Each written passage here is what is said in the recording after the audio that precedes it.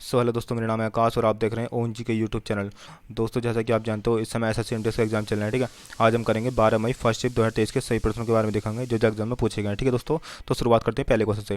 पहला क्वेश्चन पूछा गया था दोस्तों, पुरंदर की संधि किसके मध्य हुई है? तो पुरंदर की संधि जयसिंह प्रथम और मराठा छत्रपति शिवाजी महाराज के बीच हुई थी। ठीक है, और कब हुई थी दोस्तों? तो 11 जून 1665 को पुरंदर की संधि हुई थी। ठीक है, ये इस आपको याद रखनी है। ठीक है दोस्तों, अगला क्वेश्चन पूछा गया था, चंद्रगुप्त प्रथम के नवरत्न कौन थे? ठीक है, यानी कि नवरत्न कौन था? 4 व्यक्ति दे रखे थे, उसमें से एक नवरत्न था और बाकी 3 अलग थे। ठीक है दोस्तों, तो मैं आपको सारे नवरत्नों के बारे में बता देता हूँ। नवरत्न का मतलब होता है दोस्तों 9 व्यक्तियों का समूह। ठीक है, ये आपको ध्यान रखना है। ठीक है, और कौन कौन से दोस्तों थे दोस्तों वो?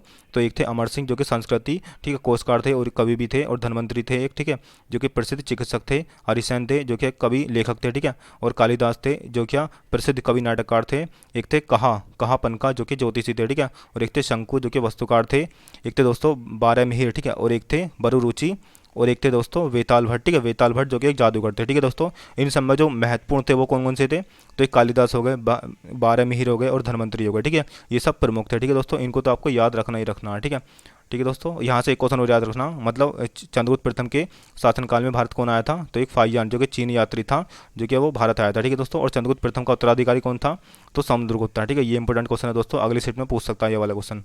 ठीक है, अगला क्वेश्चन पूछा गया था, मंत्र शास्त्र पुस्तक के लेखक कौन है? तो मंत्र शास्त्र पुस्तक के लेखक हैं आदि शंकराचार्य। ठीक है, ये आपको ध्यान रखना। अगला क्वेश्चन पूछा गया था दोस्तों, 2021 में पद्मश्री पुरस्कार किसको मिला है? ठीक है, इसमें 4 ऑप्शन दे रखे थे, एक व्यक्ति को मिला था, बाकी 3 अलग थे। ठीक है, यानी कि ठीक है, एक व्यक्ति को मिला हुआ था, बाकी 3 अलग थे। ठीक है, वैसे तो पद्मश्री किसको मिला है दोस्तों? 102 लोगों को मिला है। ठीक है, उनमें से एक व्यक्ति दे रखा था और बाकी 3 अलग थे। ठीक है, तो ये आपको ध्यान रखना, ये ऑप्शन के अकॉर्डिंग करना था। ठीक है, जिसमें से 7 को मिले थे दोस्तों पद्म विभूषण मिले थे और 10 को मिले थे तो पद्म भूषण। ठीक है, ये भी ध्यान रखना आपको, और 102 को मिले थे पद्मश्री। ठीक है, अगला क्वेश्चन पूछा गया था दोस्तों, 2022 में विंटर ओलंपिक खेल कहाँ हुए थे? तो बीजिंग में हुए थे। ठीक है, फरवरी 2022 को इनका आयोजन हुआ था, ये भी ध्यान रखना आपको।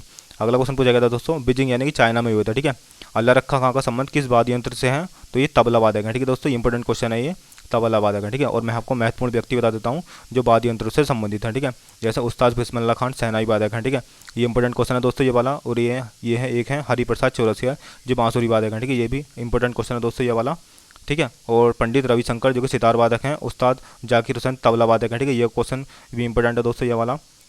और एक है पंडित शिव कुमार शर्मा जी संतूर वादक हैं। उस्ताद, ठीक है, असद अली खान ये बीड़ा वादक हैं, और अमजद अली खान सरोद वादक हैं। ठीक है दोस्तों वीडियो अच्छी लग रही है तो शेयर जरूर करना। ठीक है, सब्सक्राइब करना और लाइक जरूर करना। ठीक है दोस्तों, पद्मावत पुस्तक के लेखक कौन है? ये क्वेश्चन पूछा गया था, तो इसके लेखक है मलिक मोहम्मद जायसी। ठीक है दोस्तों, इंपॉर्टेंट क्वेश्चन है ये।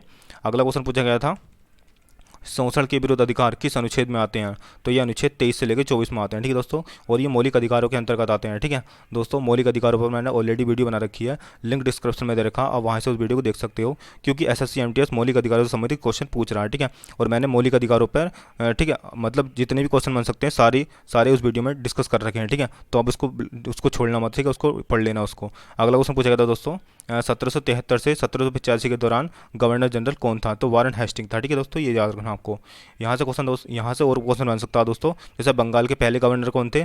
तो वारन हेस्टिंग थे। ठीक है, बंगाल के पहले गवर्नर जनरल। ठीक है, पहले गवर्नर जनरल थे वारन हेस्टिंग थे। ठीक है दोस्तों, अच्छा, बंगाल के अंतिम गवर्नर जनरल कौन थे? तो लॉर्ड विलियम वेटिंग थे। ठीक है, बंगाल के अंतिम governor general Lord William Bentinck थे। और भारत के प्रथम गवर्नर जनरल कौन थे दोस्तों? ये भी लॉर्ड विलियम बेंटिक थे। ठीक है, क्योंकि बंगाल के गवर्नर जनरल उनको ख़त्म करके भारत के गवर्नर जनरल कर दिया गया था, तो इसलिए भारत के प्रथम गवर्नर जनरल कौन थे? लॉर्ड विलियम बेंटिक थे। ठीक है, और भारत का अंतिम गवर्नर जनरल और प्रथम वायसराय कौन था? लॉर्ड कैनिंग था। ठीक है, ये भी ध्यान रखना आपको।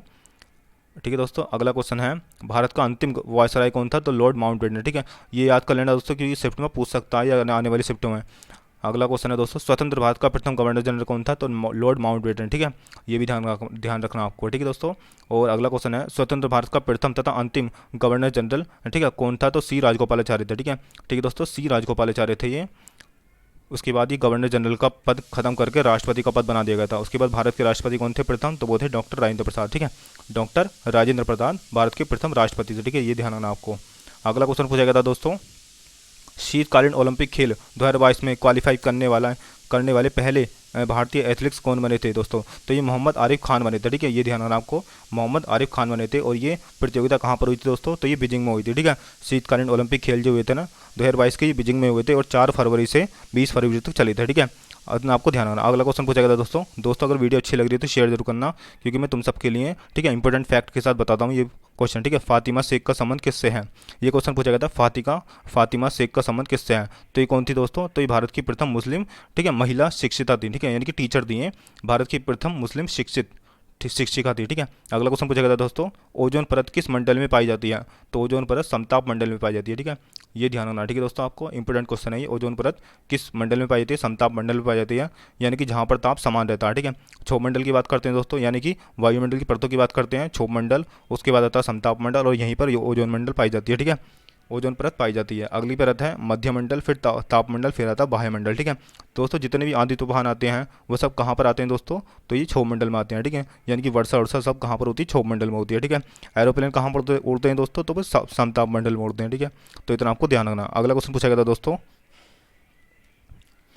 पंचायत में कितने विषय हैं, ठीक है, ये क्वेश्चन पूछा गया था।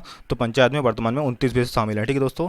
और यहाँ से एक क्वेश्चन और याद रखना, पंचायती राज जो है ना ये राज्य सूची में आता है, ठीक है। अच्छा, पंचायत को 73वें संविधान संशोधन द्वारा 1992 में भाग 9 में जोड़ा गया था, ठीक है, ये ध्यान रखना आपको। संविधान के भाग 9 में जोड़ा गया था 73वें संविधान संशोधन, ठीक है, 1992 में, ये ध्यान रखना आपको, इंपॉर्टेंट क्वेश्चन है दोस्तों ये। अच्छा, पंचायती राज दिवस कब मनाया जाता है, तो 24 अप्रैल को मनाया जाता है पंचायती राज दिवस, ठीक है, ये भी ध्यान रखना आपको, ठीक है दोस्तों। अगला क्वेश्चन पूछा गया था, अच्छा, पंचायती राज व्यवस्था को अपनाने वाला प्रथम राज्य कौन सा था, तो वो था राजस्थान, ठीक है, और दूसरा राज्य था आंध्र प्रदेश, ये भी ध्यान रखना, ठीक है, अगली से पूछ सकता है ये। अगला क्वेश्चन है दोस्तों, नवंबर 2022 में न्यूजीलैंड के खिलाफ 3 मैचों में भारतीय टीम का कप्तान कौन रहा था, तो कौन था दोस्तों, तो वो थे हार्दिक पांड्या, ठीक है, ये ध्यान रखना आपको। T20 सीरीज में हार्दिक पांड्या था, ठीक है, न्यूजीलैंड के खिलाफ 3 मैचों की T20 सीरीज में हार्दिक पांड्या भारतीय टीम के कप्तानी कर रहे थे, ठीक है, ये ध्यान रखना आपको। कौन थे दोस्तों, हार्दिक पांड्या थे, ठीक है। तो इतना आपको ध्यान रखना इस क्वेश्चन के बारे में, ठीक है दोस्तों। और यहाँ से मैं एक क्वेश्चन और बता दूं, ठीक है, मिचेल सेंटनर जो थे न्यूजीलैंड टीम के कप्तान थे, ये भी ध्यान रखना, ठीक है, आपको मिचेल सेंटनर, ठीक है। अगला क्वेश्चन पूछा गया था दोस्तों, एलपीजी पहल स्कीम का मंत्रालय कौन सा है, तो एलपीजी पहल स्कीम का मंत्रालय पेट्रोलियम एवं प्राकृतिक गैस मंत्रालय, ठीक है, ये ध्यान रखना आपको, ठीक है दोस्तों।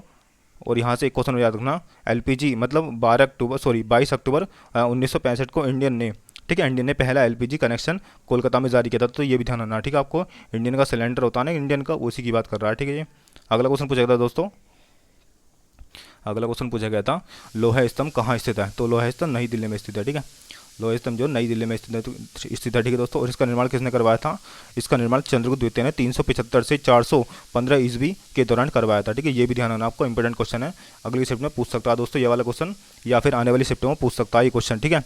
चंद्रगुप्त द्वितीय से क्वेश्चन पूछ रहा है, ठीक है दोस्तों।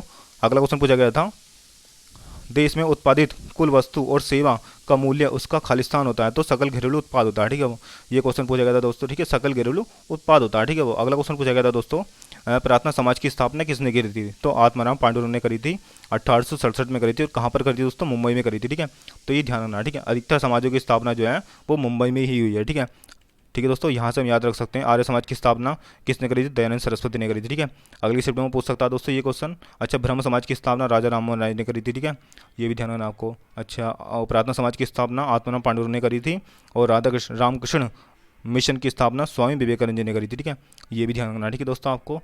अगला क्वेश्चन पूछा गया था, जनसंख्या घनत्व कैसे मापते हैं, तो जनसंख्या घनत्व इक्वल टू यानी कि बराबर व्यक्तियों की संख्या बटे भूमि का क्षेत्रफल, तो इस हिसाब से जनसंख्या घनत्व निकलता है, ठीक है, इस फॉर्मूले से निकलता है जनसंख्या घनत्व, ठीक है दोस्तों, इस फॉर्मूले को याद रखना, ठीक है। यहाँ पर दोस्तों वर्ग किलोमीटर होता है, ठीक है, व्यक्तियों की संख्या वर्ग किलोमीटर में बटे भूमि का क्षेत्रफल, ठीक है। अच्छा, 2011 की जनगणना के अनुसार भारत का जनसंख्या घनत्व कितना रहा, तो 382 प्रति वर्ग किलोमीटर रहा, ठीक है, तो ये भी इंपॉर्टेंट क्वेश्चन है दोस्तों, अगली सेट में पूछ सकता है ये क्वेश्चन, ठीक है। अगला क्वेश्चन पूछा गया था दोस्तों, सुप्रीम कोर्ट का गठन किस अनुच्छेद के तहत हुआ था, तो अनुच्छेद 124 में सुप्रीम कोर्ट के गठन के बारे में बताया गया है, ठीक है दोस्तों। और सुप्रीम कोर्ट के जो मुख्य न्यायाधीश होते हैं उनकी नियुक्ति कौन करता है, तो उनकी नियुक्ति राष्ट्रपति करते हैं, ठीक है दोस्तों, इंपॉर्टेंट क्वेश्चन है, अगली सेट में पूछ सकता है, ठीक है। और राष्ट्रपति से संबंधित मैंने ऑलरेडी वीडियो बना रखी है, ठीक है, आप वहाँ से देख सकते हो। और सुप्रीम कोर्ट से संबंधित मैंने यानी कि संविधान के जितने भी टॉपिक बन सकते हैं ना, सारे टॉपिकों पर मैंने वीडियो बना रखी है, लिंक डिस्क्रिप्शन में दे रखा है, आप वहाँ से देख सकते हो, ठीक है, ठीक है दोस्तों। और अनुच्छेद 143 के तहत राष्ट्रपति जो है सर्वोच्च न्यायालय से सलाह ले सकते हैं, ठीक है, लेकिन राष्ट्रपति अपने हिसाब से कार्य करेंगे वो, ठीक है दोस्तों। अगला क्वेश्चन पूछा गया था, केरल का नववर्ष को क्या कहते हैं, तो केरल के नववर्ष को विशु यानी कि मलयालम बोलते हैं, ठीक है, विशु का मतलब होता है मलयालम, तो इसका आंसर हो जाएगा विशु यानी कि मलयालम। अगला क्वेश्चन पूछा गया था दोस्तों, फूल का आंतरिक भाग को क्या कहते हैं? तो फूल के आंतरिक भाग को स्त्री केसर बोलते हैं, ठीक है। ये स्त्री केसर जो होता है फूल का सबसे भीतरी भाग होता है, ठीक है। यह फूल का मादा भाग होता है, ठीक है। अब मादा भाग की बात आई है दोस्तों, तो नर भाग कौन सा होता है? तो ठीक है, पुंकेसर। पुंकेसर जो होता है वो फूल का नर भाग होता है, ठीक है। ये भी ध्यान रखना आपको, अगली सेट में पूछ सकता है ये। अगला क्वेश्चन पूछा गया था दोस्तों, डब्बू डांस किस राज्य से संबंधित है? तो डब्बू डांस जो है आंध्र प्रदेश से संबंधित है, ठीक है। ये भी ध्यान रखना आपको। अच्छा, यहीं पर डब्बू छिपाई की बात करते हैं दोस्तों, मतलब डब्बू छपाई की बात करते हैं तो राजस्थान की छपाई है, ठीक है। ये भी ध्यान रखना आपको, ठीक है। इंपॉर्टेंट क्वेश्चन है दोस्तों ये। अगला क्वेश्चन पूछा गया था, भारतीय सीमा पर सड़क कौन बनाते हैं? तो कौन बनाते हैं दोस्तों? तो बॉर्डर, ठीक है, ठीक है, बॉर्डर रोड ऑर्गेनाइजेशन ये सीमा बनाते हैं, ठीक है दोस्तों। सीमा सड़क संगठन, ठीक है, सीमा बनाते हैं भारतीय सीमा पर। अगला क्वेश्चन पूछा गया था दोस्तों, बांदीपुर राष्ट्रीय उद्यान किस राज्य में स्थित है? तो बांदीपुर राष्ट्रीय उद्यान जो कर्नाटक राज्य में स्थित है, ठीक है दोस्तों। और कर्नाटक की बात करते हैं दोस्तों, कर्नाटक में और कौन कौन से राष्ट्रीय उद्यान है? तो कर्नाटक में बांदीपुर राष्ट्रीय उद्यान हो गया, ठीक है। एक है नागरहोल राष्ट्रीय उद्यान, ठीक है, और एक है कुद्रेमुख राष्ट्रीय उद्यान, और एक है बन्नेरघट्टा राष्ट्रीय उद्यान, ठीक है दोस्तों। ये सब इंपॉर्टेंट राष्ट्रीय उद्यान है, अगले सेशन में पूछ सकते हैं ये क्वेश्चन, ठीक है दोस्तों। Very very most important question है दोस्तों वीडियो आपको कैसी लगी? अच्छी लगी तो शेयर जरूर करना है, ठीक है, और सब्सक्राइब जरूर करना है, ठीक है दोस्तों, क्योंकि सब्सक्राइब बहुत कम है यार।